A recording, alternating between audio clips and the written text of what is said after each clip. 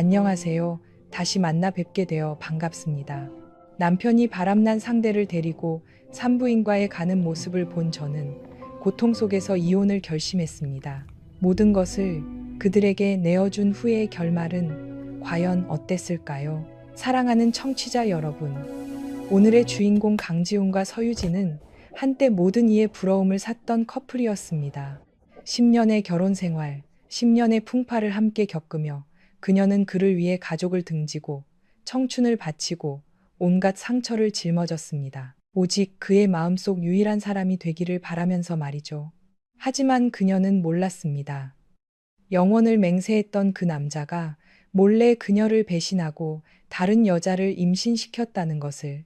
그녀가 고통 속에서 이혼 서류를 내밀던 그날, 그는 다정하게 다른 여자를 데리고 산부인과에 가고 있었죠. 그녀의 차가운 눈빛과 마주한 그는 잠시 놀랐지만 이내 태연하게 동의했습니다. 하지만 그 후 그는 후회하며 다시 한번 그녀를 붙잡고 싶어 합니다. 모든 것이 너무 늦어버린 걸까요? 지금부터 그들의 이야기를 함께 들어주시길 바랍니다. 그리고 저희 채널의 좋아요와 공유, 그리고 여러분의 감상을 댓글로 남겨주시는 것도 잊지 마세요. 제가 이혼을 제안했을 때 강지우는 그의 연인을 데리고 병원에 갈 준비를 하고 있었습니다. 그는 그 자리에 얼어붙었고 눈빛이 흔들렸습니다. 제가 먼저 그 말을 꺼낼 줄은 상상도 못했다는 듯이요. 우리 사이에 무거운 침묵이 흘렀습니다. 그는 저를 바라보았습니다. 깊이를 알 수 없는 그의 눈동자에는 수만 가지 생각이 담겨 있는 듯 했습니다. 마침내 그는 작게 고개를 끄덕이며 낮은 목소리로 말했습니다. 알았어.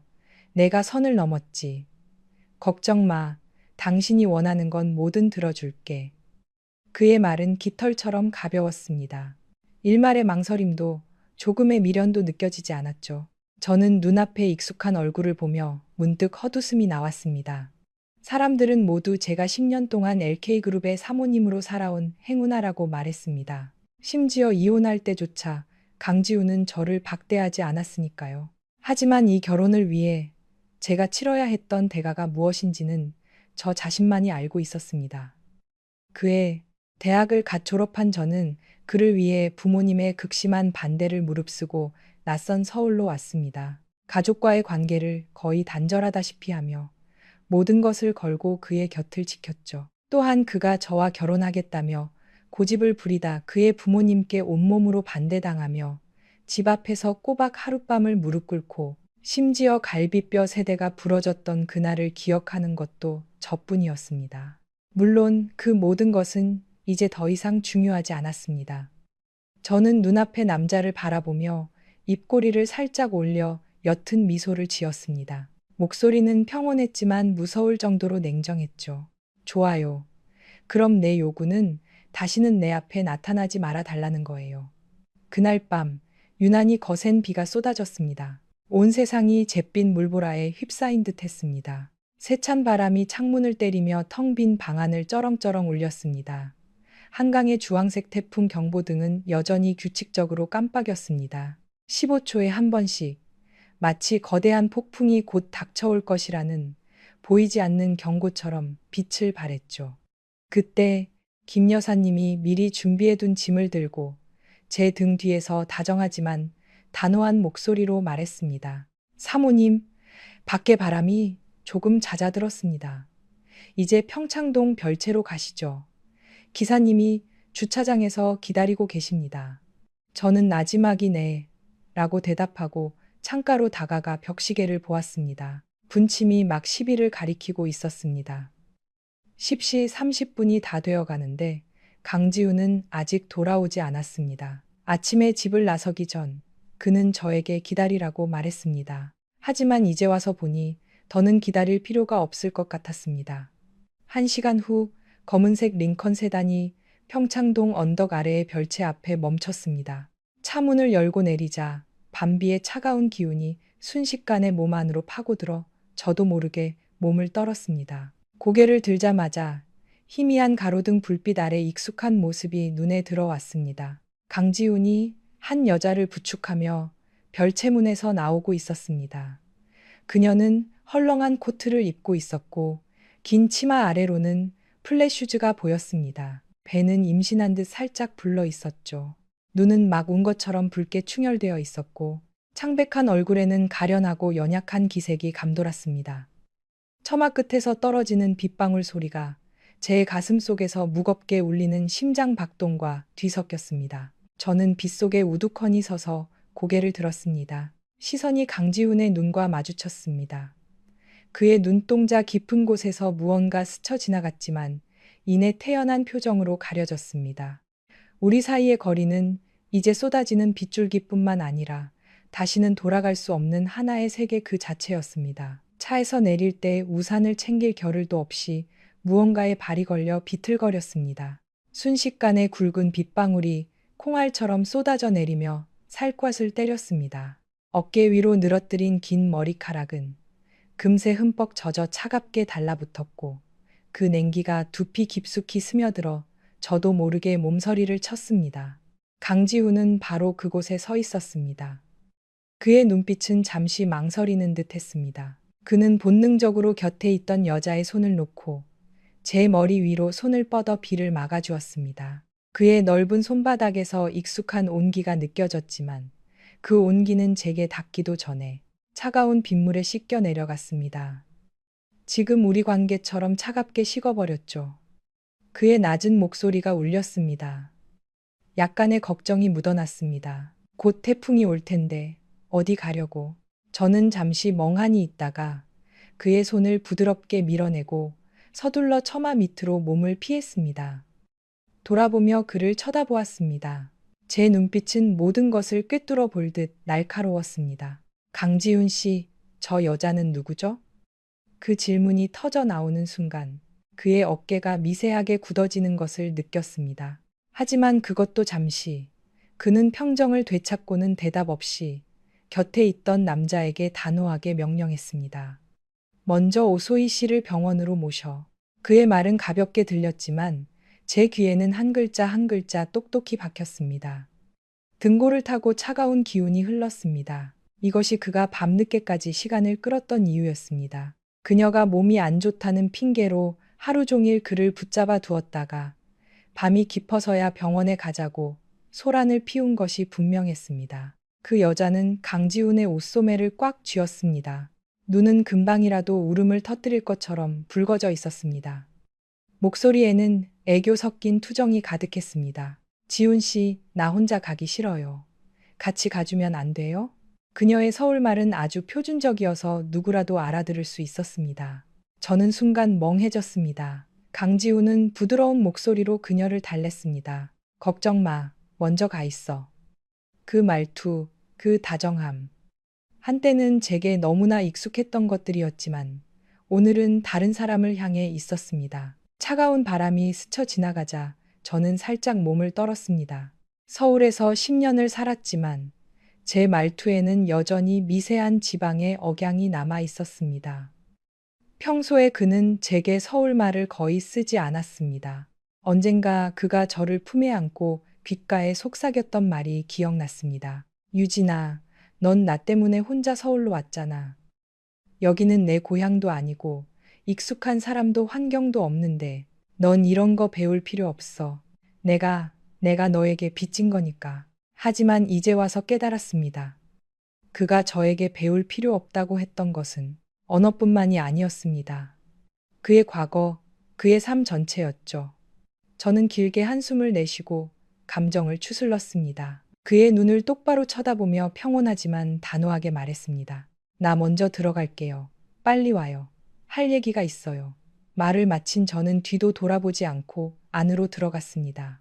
그가 남을 것을 알고 있었습니다. 얼마나 오래 남을지는 상관없었습니다.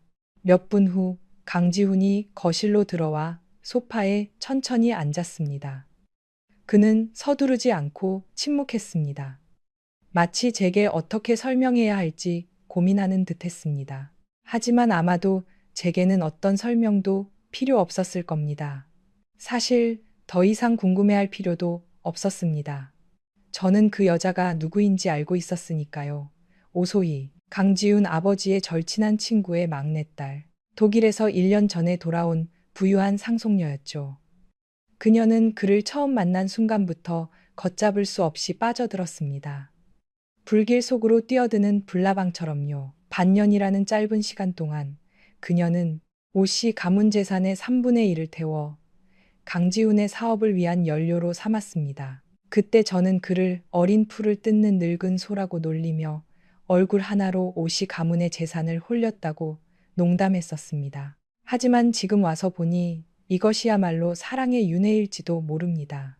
누군가는 온 마음을 다하고 누군가는 그로 인해 마음이 움직입니다. 누구도 이 강렬한 감정의 힘에 저항할 수 없습니다. 마치 제가 17살 때 낯선 타지에서 방황하다 특별한 순간에 그를 만났던 것처럼요. 그때 그는 손을 뻗어 저를 보호해 주었고 보이지 않는 위험에서 저를 구해줬습니다. 그때 저 역시 그에게 반하지 않았던가요? 그랬기에 22살 때 저는 주저없이 모든 것을 버리고 그를 따라 서울로 왔습니다. 그리고 오늘 여기서 그가 예전에 제게 속했던 바로 그 다정함으로 다른 여자를 보호하는 모습을 지켜보고 있습니다. 그의 미간이 살짝 찌푸려지는 것을 보았습니다. 합당한 설명을 찾으려는 듯 했습니다. 하지만 저는 듣고 싶지 않았습니다. 저는 덤덤하게 말했습니다. 목소리에는 조금의 흔들림도 없었죠. 나한테 설명할 필요 없어요. 그 말을 듣자 강지우는 조금 놀란 듯 했습니다. 그의 눈동자 깊은 곳에서 저는 희미한 죄책감을 보았습니다. 유진아, 내일 변호사 시켜서 LK그룹 자회사 지분 35%를 당신 명의로 이전해 줄게. 그는 마치 은혜를 베푸는 듯 말했습니다. 저는 웃었습니다. 감정 없는 웃음이었죠. 35%가 아니죠. 강지훈 씨, 당신은 혼인 중에 외도했어요. 난 그 자회사 지분 전부를 원해요. 저는 가방에서 서류 뭉치를 꺼내 그의 앞에 가볍게 밀었습니다. 이것은 제가 미리 준비해둔 이혼 합의서였습니다. 저는 그의 눈을 똑바로 쳐다보며 말했습니다. 목소리는 평온했지만 한 글자 한 글자가 분명했습니다. 강지훈 씨, 우리 이혼해요. 그 순간 방 전체가 무서운 정적에 휩싸였습니다. 마치 태풍이 몰아치기 전의 하늘처럼요. 밖에서는 여전히 굵은 빗줄기가 쏟아지고 바람은 모든 것을 휩쓸어 버릴 듯 울부짖었습니다. 하지만 저는 이 평온함이 거짓이라는 것을 알고 있었습니다. 그것은 단지 태풍의 눈이 힘을 모으고 충분한 에너지를 흡수한 뒤 이 연약한 도시를 향해 돌진하기를 기다리고 있을 뿐이었습니다. 결국 하늘과 땅은 뒤흔들리고 만물은 파괴될 것입니다. 저는 그를 바라보았습니다. 그의 눈동자 깊은 곳에 강렬한 감정이 스쳐 지나갔지만 이내 빠르게 억제되었습니다. 그는 더 이상 과거의 그 소년이 아니었습니다. 모든 것을 무릅쓰고 갈비뼈 세대가 부러지는 고통을 감수하면서까지 저와 결혼하려 했던 그 사람이 아니었죠. 우리 사이의 모든 것은 예전 같지 않았습니다. 그래서 순식간에 제 안의 모든 감정은 흔적도 없이 사라졌습니다. 유진아, 정말 다 생각한 거야? 그의 목소리는 낮게 깔려 있었고 의심의 기색은 없었습니다. 마치 이 질문이 단지 확인 절차일 뿐이라는 듯이요. 저는 고개를 끄덕였습니다. 눈은 잔물결 하나 없는 호수처럼 평온했습니다. 물론이죠. 아니었다면 여기까지 오지도 않았을 거예요. 강지훈은 잠시 침묵했습니다. 그의 시선은 머릿속에 복잡한 생각들을 훑는 듯 했습니다. 그는 무언가 깨달았을 겁니다. 이 평창동 별채는 옛 LK그룹 본가와 산 하나를 사이에 두고 있을 뿐입니다. 10년 전 그가 기어코 저와 결혼하겠다고 했을 때 그의 아버지는 분노하여 단언했습니다. 내가 살아있는 한 절대로 저 애를 우리 집 며느리로 인정하지 않겠다. 그 말은 마치 칼날처럼 저와 그의 가족 사이의 관계를 완전히 끊어버렸습니다. 그래서 지난 10년 동안 제가 이 별채에 온 횟수는 손에 꼽을 정도였습니다. 그가 오소이를 이곳에 머물게 하려고 교묘하게 모든 것을 계획했는지 아니면 단순히 그의 눈에는 그녀만이 LK그룹의 며느리 자격이 있고 그 옛집 가까이 살 자격이 있다고 생각했는지는 모릅니다. 하지만 그건 더 이상 중요하지 않았습니다. 저는 추궁하러 온 것이 아니었습니다. 저는 단지 이혼하러 왔을 뿐입니다. 강지우는 나직이 한숨을 쉬었습니다. 그의 차분한 목소리가 울렸습니다. 알았어. 내가 선을 넘었지. 걱정 마. 당신이 원하는 건 뭐든 들어줄게. 그는 말하면서 무의식적으로 손을 그립기에 주머니에 넣었습니다. 저는 그 안에 제가 몇 년 전에 선물했던 몽블랑 펜이 들어있다는 것을 잘 알고 있었습니다. 그의 손가락이 펜에 닿았지만 꺼내지는 않았습니다. 저는 그것을 지적하지 않고 가방에서 다른 펜을 꺼내 그의 앞에 놓았습니다. 동시에 이혼 합의서 맨 아래 빈칸을 손으로 가리켰습니다. 말투는 평온했습니다. 난 서명했어요. 당신도 해요. 그는 저를 보았습니다. 눈동자가 약간 흔들렸습니다. 저는 살짝 미소 지으며 말했습니다. 목소리는 여전히 부드러웠지만 단호함이 묻어났습니다. 나 알잖아요. 내 것이 아닌 건 탐내지 않아요. 간단한 말이었지만 마치 보이지 않는 칼처럼 그의 마음을 베는 듯 했습니다. 마침내 그는 작게 고개를 끄덕이며 하고 대답했습니다. 펜 뚜껑을 열자 펜촉이 종이 위에서 잠시 멈칫했지만 이내 내려와 제 이름 옆에 그의 이름을 서명했습니다. 2024년 11월 10일 서유진, 강지훈 한 번의 서명이 제 10년의 청춘을 담고 있었습니다. 그가 서명을 마치자마자 저는 합의서를 다시 집어들어 두꺼운 서류철에 끼웠습니다. 불빛에 비칠 만큼 얇은 종이였지만 제 10년의 무게를 짊어지고 있었습니다. 저는 합의서를 꽉 쥐고 깊은 숨을 내쉬었습니다. 그리고 일어나 2층으로 향하는 계단으로 걸어갔습니다.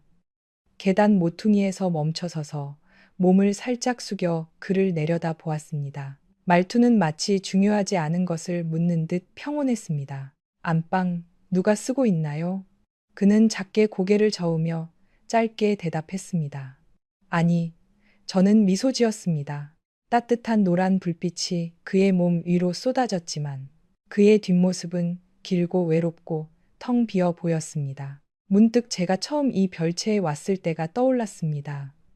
오래된 기억이 슬로 모션 필름처럼 스쳐 지나갔습니다. 그날 강지우는 제가 상기뉴스에 습한 곳에 적응하지 못할까봐 걱정하며 직접 고급 실크 침구 세트를 몇 벌이나 가져와 한 겹 한 겹 이불과 베개를 정성껏 정리했습니다. 분명 별채에는 일하는 사람이 있었지만 그는 누구의 손도 빌리지 않고 혼자서 이 안방을 바쁘게 오갔습니다.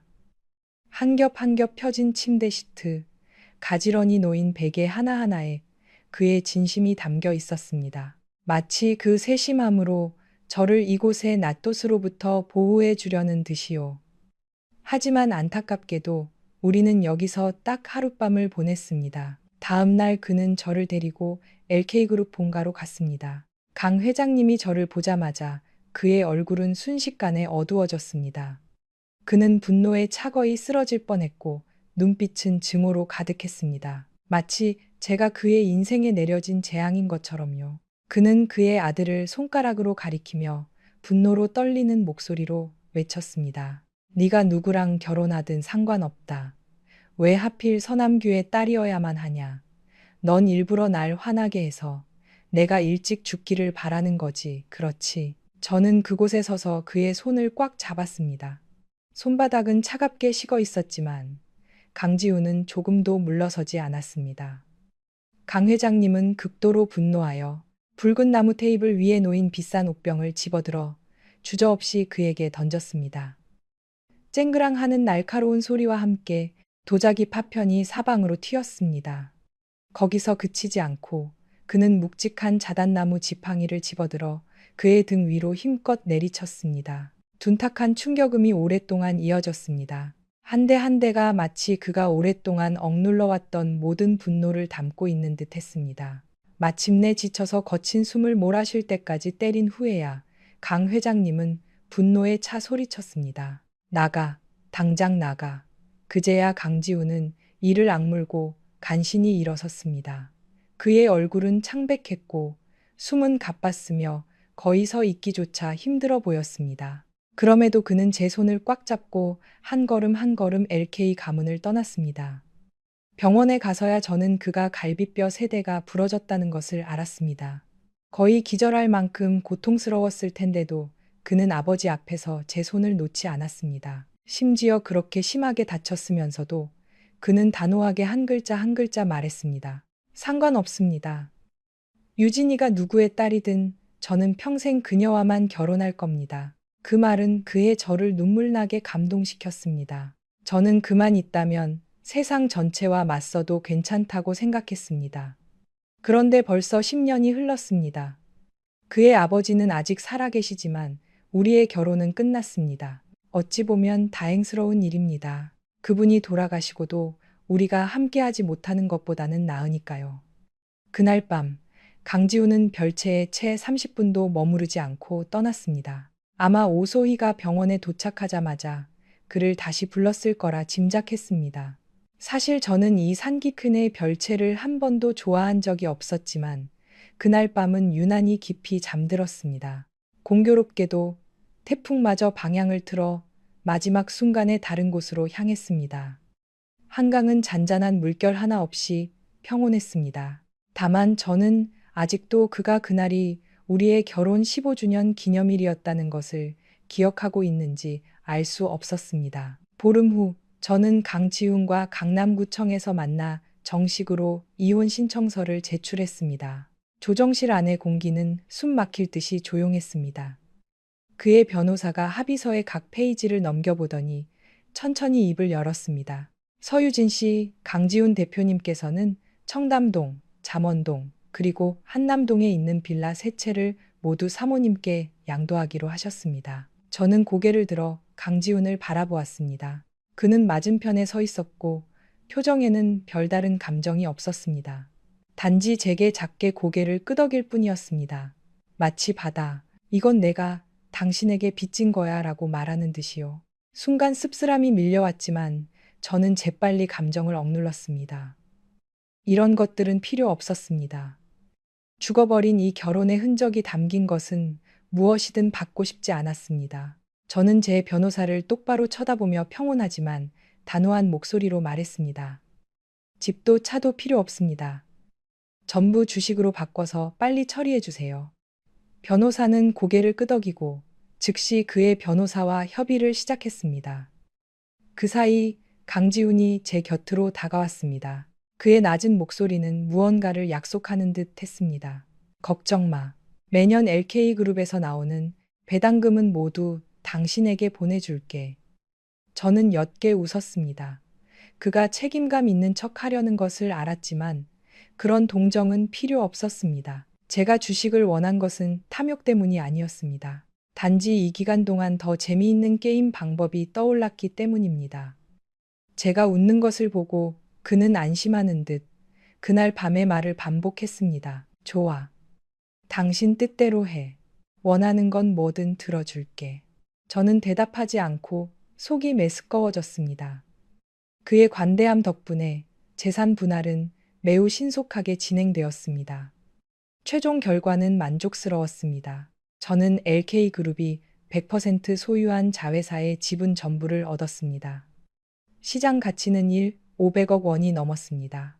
또한 LK그룹이 투자한 3개의 기술 회사 지분 45%도 확보했는데 그 가치는 약 800억 원에 달했습니다. 그가 최근 몇 년간 직접 선별한 신생회사들을 더하면 제가 그에게서 가져온 총 자산은 3억억 원을 훌쩍 넘었습니다. 아주 많지는 않지만 적지도 않은 금액이었습니다. 모든 절차가 끝나고 마침내 이혼 확인서를 받았습니다. 15년 만에 처음으로 온몸이 가벼워지는 것을 느꼈습니다.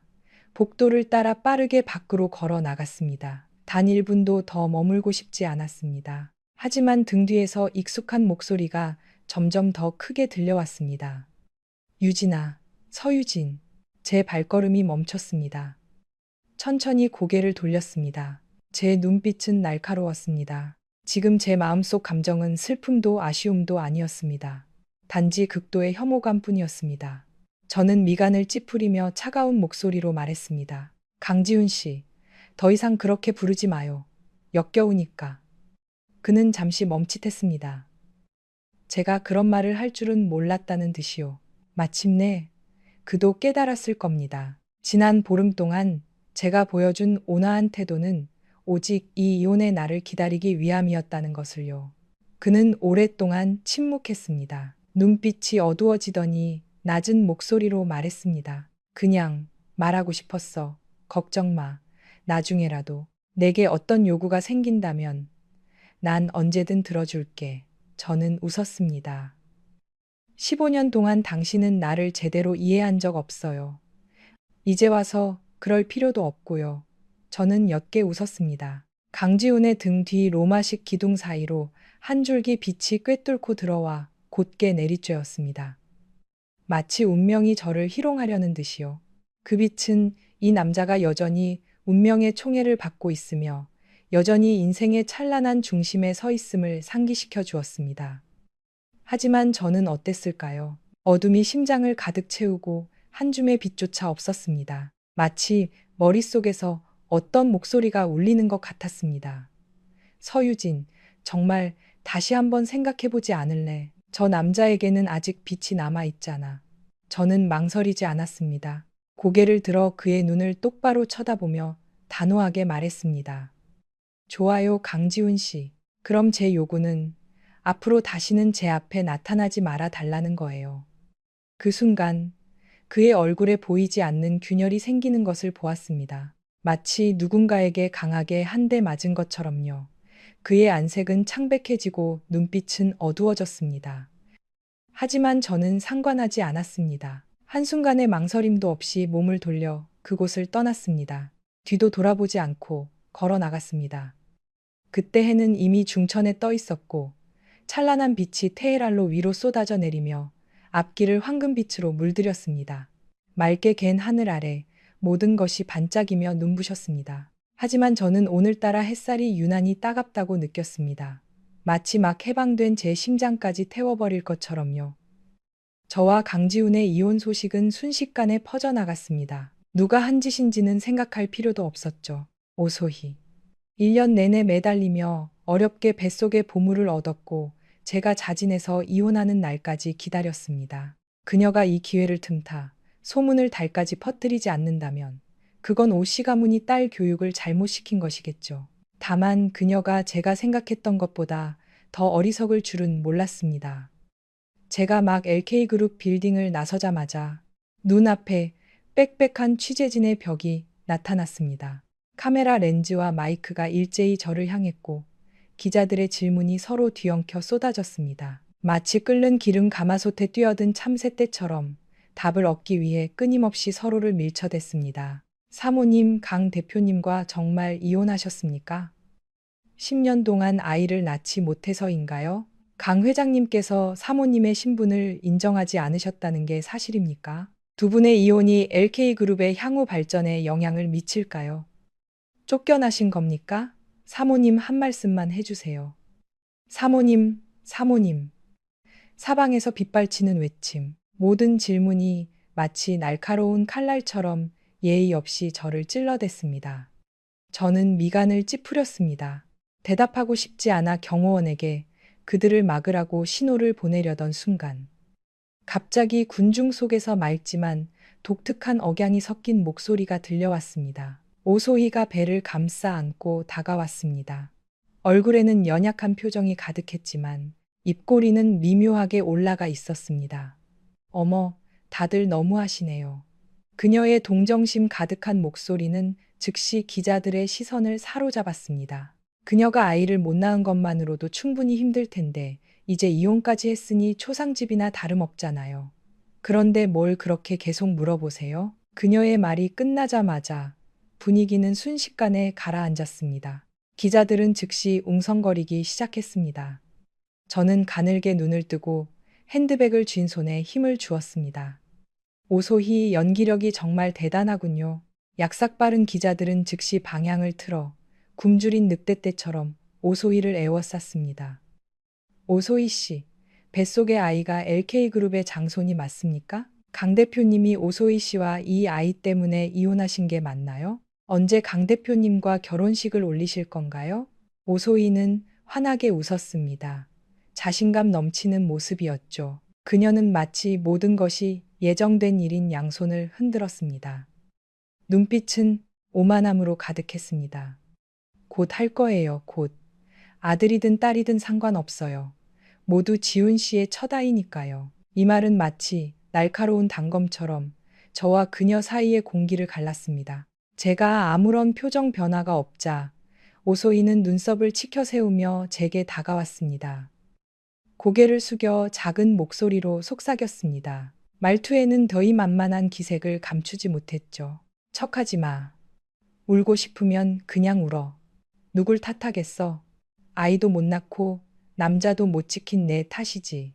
저는 그녀를 똑바로 쳐다보았습니다. 조금의 흔들림도 없었습니다. 그리고 손을 들어 주저없이 힘껏 내리쳤습니다. 짝! 날카로운 소리가 군중 속에서 울려 퍼졌습니다. 오소희의 왼쪽 뺨이 즉시 붉게 부어오르며 선명한 5손가락 자국이 남았습니다. 그녀는 분노에 찬운을 부릅뜨고 제게 소리쳤습니다. 내가 감히 날 때려?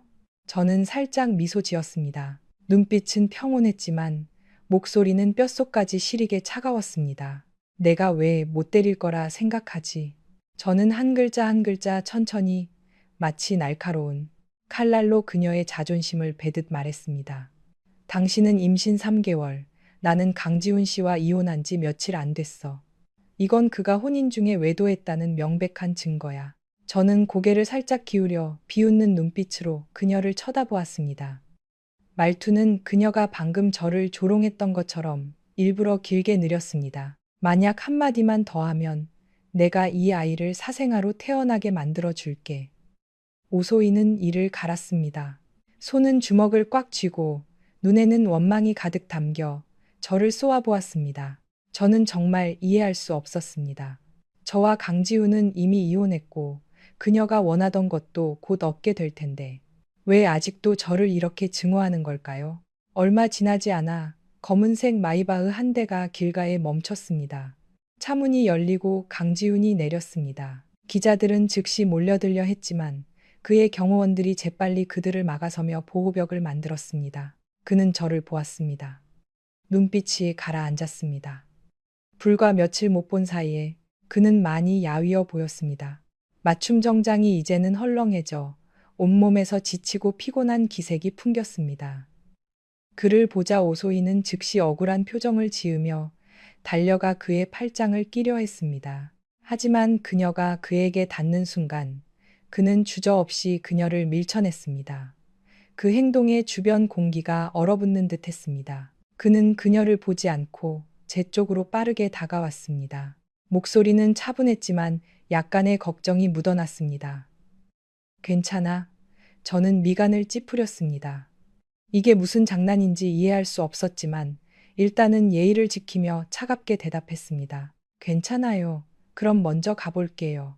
말을 마치고 몸을 돌려 떠나려는데 등 뒤에서 분노에 찬 날카로운 목소리가 들려왔습니다. 강지훈, 내 뱃속엔 당신 아이가 있는데 저 여자한테 괜찮냐고 묻는 거야. 오소희의 목소리는 마치 세 사람 사이의 팽팽한 공기를 꿰뚫는 단검 같았습니다. 저는 발걸음을 멈추고 입꼬리를 살짝 올렸습니다. 재미있는 일이 곧 시작될 것 같았죠. 그녀는 다가와 제가 때린 뺨을 강지훈 앞에 내밀었습니다.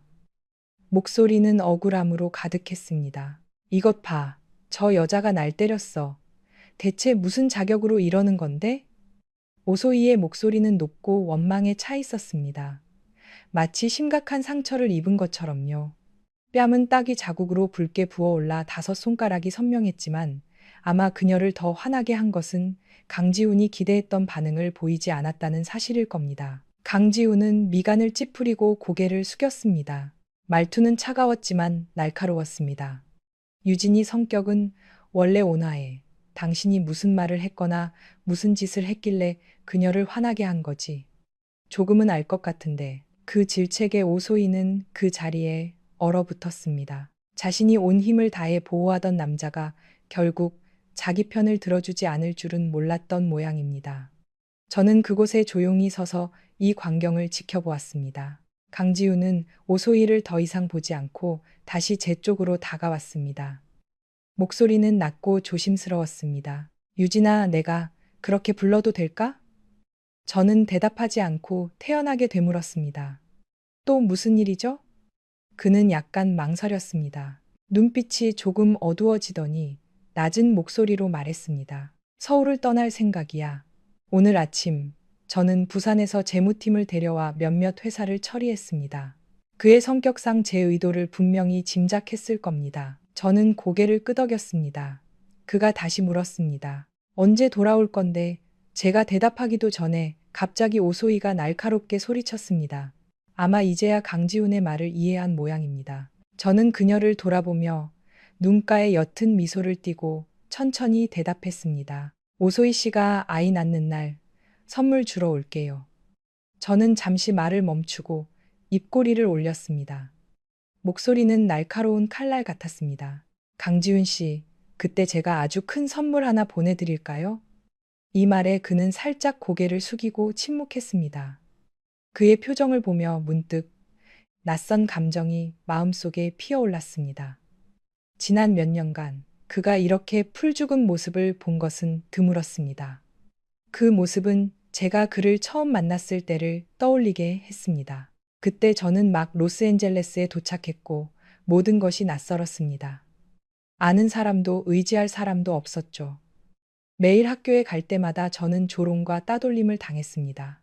단지 제가 새로 왔다는 이유로, 제가 그들의 세계에 속하지 않는다는 이유로요. 한 번은 누군가 제 머리에 껌을 붙였고, 또 다른 날에는 제 의자에 접착제가 잔뜩 칠해져 있었습니다. 크고 작은 괴롭힘이 계속 반복되었지만 아무도 신경 쓰지 않았습니다.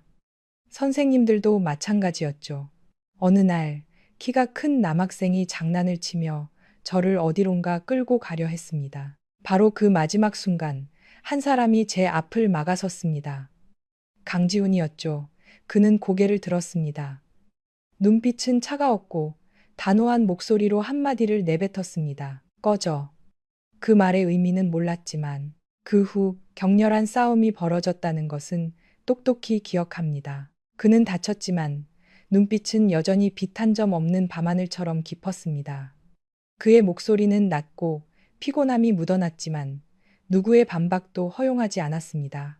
이제부터 나 따라다녀. 저는 그의 앞에 앉아 팔에 난 상처에 조심스럽게 약을 발라주었습니다. 그 말을 들었을 때 제 마음은 살짝 흔들렸고 손도 잠시 멈췄습니다. 바로 그 순간 저는 그에게 반했습니다. 그날부터 저는 그의 작은 꼬리가 되었습니다. 그리고 그때서야 알았습니다. 그가 15살 때부터 해외에 버려졌다는 것을. 2년간의 타지 생활, 가족도 친척도 없이 지내면서 그는 심각한 우울증을 앓게 되었습니다. 저는 앞으로의 시간이 그의 상처를 치유해 줄 수 있을 거라 생각했습니다. 하지만 지금 그의 지친 눈빛을 보니 문득 그의 마음속 상처가 한 번도 제대로 아문 적이 없었던 것 같은 느낌이 들었습니다. 지금처럼 그 감정이 다시 밀려왔습니다. 마치 그의 우울증이 다시 재발한 것처럼요. 하지만 이제는 관심을 끊고 싶었습니다. 어쨌든 우리는 이혼했으니까요.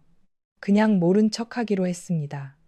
몇 초 후 그는 나직이 한숨을 쉬며 저를 유심히 바라보았습니다. 그의 낮은 목소리가 들렸습니다. 그래, 그럼 꼭 와야 해.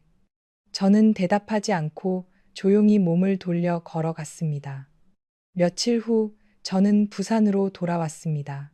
비행기가 김해국제공항에 착륙하는 순간 막연한 두려움이 밀려왔습니다. 22살 때 UCLA를 졸업하고 강지훈을 따라 서울로 가기로 결심했던 기억이 떠올랐습니다. 처음에는 부모님께서 별다른 반응을 보이지 않으셨습니다. 단지 딸이 커서 잡을 수 없다고 타박하실 뿐이었죠. 하지만 얼마 지나지 않아 그의 신분을 알게 되자 그들은 거의 분노에 차 저에게 즉시 부산으로 돌아오라고 명령하셨습니다. 왜 그렇게 격렬하게 반대하시는지 이해할 수 없었습니다. 그때 아버지도 강지훈의 아버지처럼 분노에 차거의 쓰러질 뻔하셨습니다. 저를 손가락으로 가리키며 이를 악물고 소리치셨죠. 당장 돌아와. 날 화나게 해서 죽게 만든 후에야. 후회할 거냐. 하지만 저는 돌아가지 않았습니다. 왜 그들이 저와 그가 함께하는 것을 그렇게 완강히 반대하는지 이해하지 못했습니다. 모든 것이 그렇게 교착 상태에 빠져 있었습니다. 그러다 강지훈이 아버지에게 갈비뼈 3대가 부러지는 매를 맞고 반년 동안 병원에 입원하면서도 끝까지 저와 결혼하겠다고 고집을 부렸을 때 어머니께서 마침내 마음이 약해지셨습니다. 반은 설득하고 반은 강요하여 아버지를 서울행 비행기에 태우셨고 제게 오래된 이야기를 들려주셨습니다. 알고 보니 우리 두 가족의 과거는 단순히 사랑하는 두 아이의 관계가 아니었습니다. 제 아버지와 강지훈의 아버지는 젊은 시절 함께 서울로 상경했던 사이였습니다. 그들은 함께 여러 번의 단속과 구금을 겪었습니다. 가장 위험했던 순간 강지훈의 아버지가 감옥에서 거의 죽을 뻔했을 때 제 아버지가 자신의 물과 음식을 나눠주어 그를 살렸습니다. 하지만 그 친절은 보답받지 못했습니다. 한 번의 대대적인 단속에서 강지훈의 아버지가 제 아버지를 밀고 했습니다. 그 밀고 때문에 제 아버지는 서울에 남을 기회를 잃었고 반면 강지훈의 아버지는 서울에 남아 사업을 일으켜 점차 확고한 기반을 다졌습니다. 제 아버지는 그 배신을 받아들이지 못하고 부산으로 돌아와 맨손으로 다시 시작했습니다. 숱한 고난을 겪고 험난한 비즈니스 세계를 구르며 마침내 오늘날의 성공을 이루었습니다. 하지만 제가 자신을 배신했던 자의 아들을 사랑한다는 것을 알았을 때 아버지는 절대로 양보하지 않으셨습니다. 결국 그런 자의 아들이 좋은 사람일 리 없다고 믿으셨던 거죠. 당시 상황은 극도로 긴장되었습니다. 부모님은 저를 서울에서 데리고 나가려 하셨지만 저는 원하지 않았습니다. 저는 그들을 거절하고 강지훈 곁에 남겠다고 고집했습니다. 결국 불화는 극에 달했고 저는 그들과 거의 관계를 끊었습니다. 10년이 흐른 지금 돌이켜보면 강지훈의 혼외정사라는 배신이든 우리가 이혼하고 각자의 길을 가게 된 이 결혼의 결말이든 모든 것이 이미 정해져 있었던 것 같습니다. 그저 인과응보, 업보는 누구도 피해갈 수 없다고밖에 말할 수 없습니다. 그리고 저는 아마도 자업자득이었을 뿐이겠죠. 유진아, 서유진. 앞에서 따뜻하고 낮은 목소리가 들려왔습니다. 조금 낯설었지만 이상하게도 익숙한 느낌이었습니다. 고개를 들어보니 조금 놀랐습니다. 저를 마중 나온 사람이 그일 줄은 몰랐으니까요. 키가 큰 남자가 다가왔습니다. 무릎까지 오는 어두운 색의 롱코트를 입고 안에는 검은색 터틀넥과 같은 색의 잘 다려진 슬랙스를 입고 있었습니다. 반짝이는 더비 슈즈와 어우러져 온몸에서 지저귀면서도 차가운 분위기가 풍겼지만 매우 단정했습니다. 저는 살짝 손을 흔들며 미소 지었습니다. 한민준 선배 오랜만이에요. 한민준, 어머니 친구의 아들. 저와 동갑이고 어릴 때부터 소문난 수재였습니다. 어떤 시험에서도 2등을 해본 적이 없다고 했죠. 3대째 학자 집안으로 바르고 모범적인 사람이었습니다. 지금은 서울대학교에서 심리학을 가르치고 있다고 들었습니다. 저를 보자 그의 눈에 반가운 기색이 스쳤습니다. 그는 부드럽게 제 손에서 캐리어를 받아들고 코트 주머니에서 아직 온기가 남은 우유 한 팩을 꺼내 제 앞에 내밀었습니다. 추웠지? 12월 초인데 벌써 서울에 눈이 한 번 왔어. 그의 목소리는 온화하고 따뜻했습니다. 1년 내내 따뜻한 서울과 비교하면 부산은 정말 훨씬 추웠습니다. 저는 살짝 고개를 끄덕이고 우유를 받아들었습니다. 손가락을 통해 온기가 퍼져나갔습니다. 저는 고개를 들어 그를 보며 나지막이 물었습니다. 부모님은요? 최근 몇 년간 저와 부모님 모두 나이가 들면서 우리 사이의 관계도 예전보다 나아졌습니다. 제가 돌아온 것을 보고 그들이 어떻게 반응할지는 몰랐지만 한 가지 확실한 것은 이번에 돌아온 저는 더 이상 10년 전처럼 한 남자를 위해 모든 것을 버릴 준비가 된 그 소녀가 아니라는 점이었습니다. 하지만 어쨌든 제가 그들을 마음 아프게 했으니 오시지 않은 것도 이해할 수 있었습니다. 한민준이 부드럽게 말했습니다. 차에 계셔. 너무 추워서 내리시지 말라고 했어. 이따 보면 돼.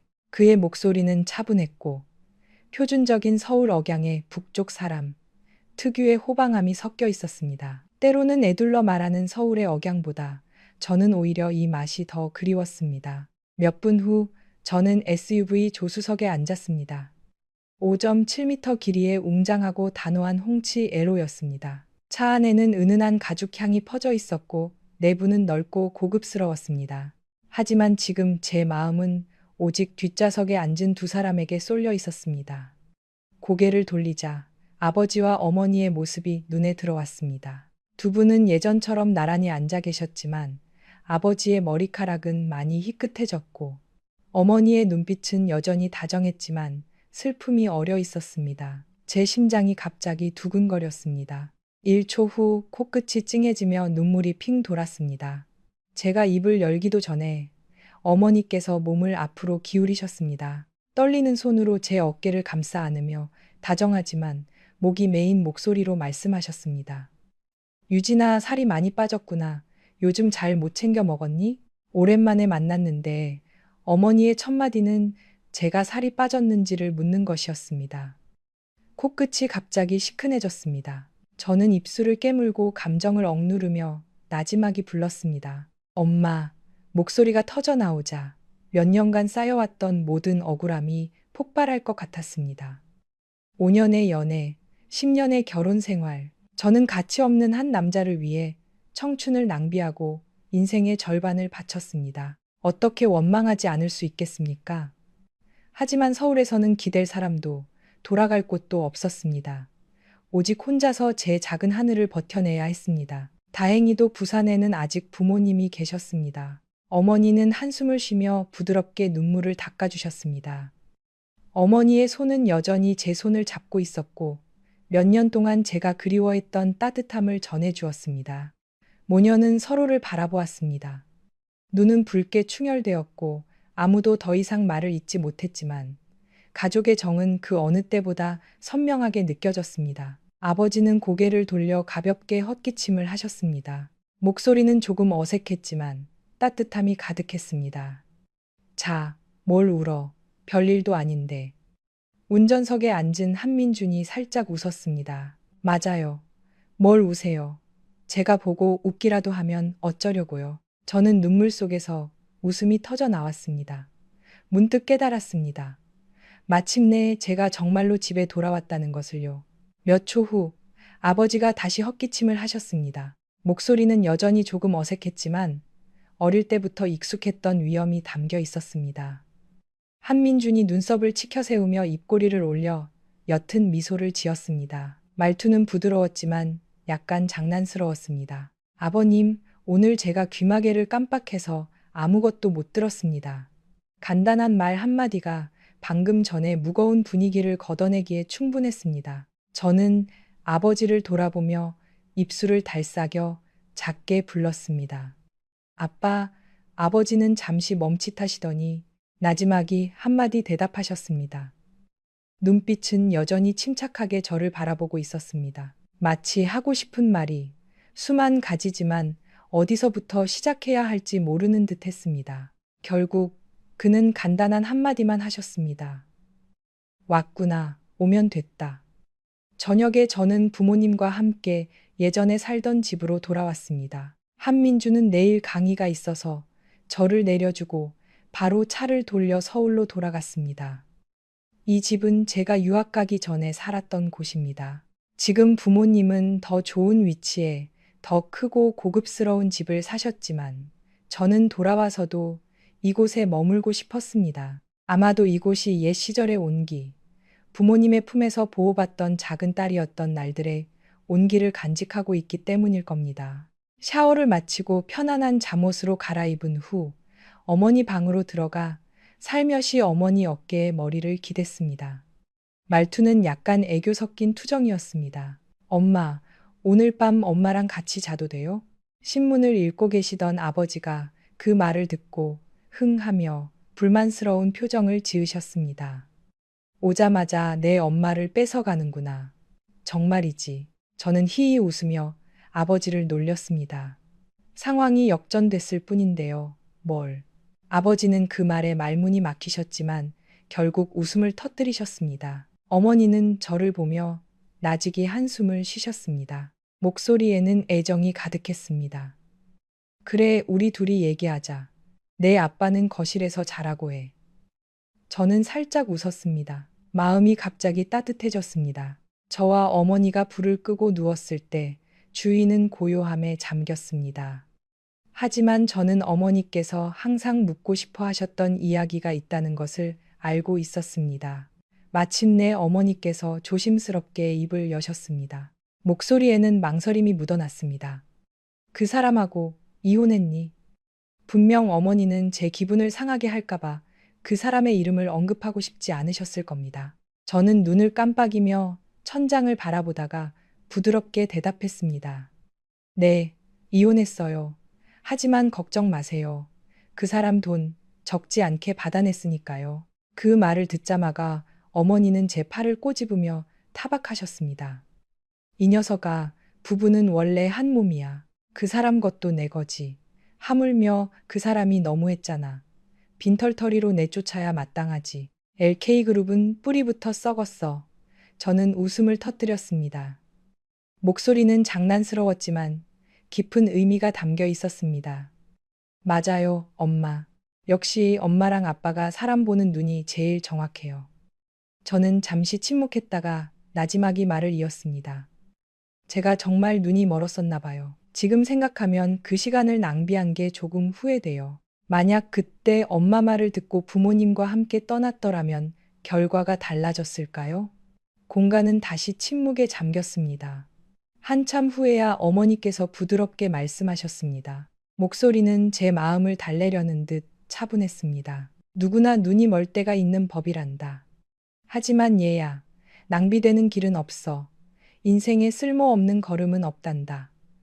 모든 발걸음이 다 의미가 있는 거야.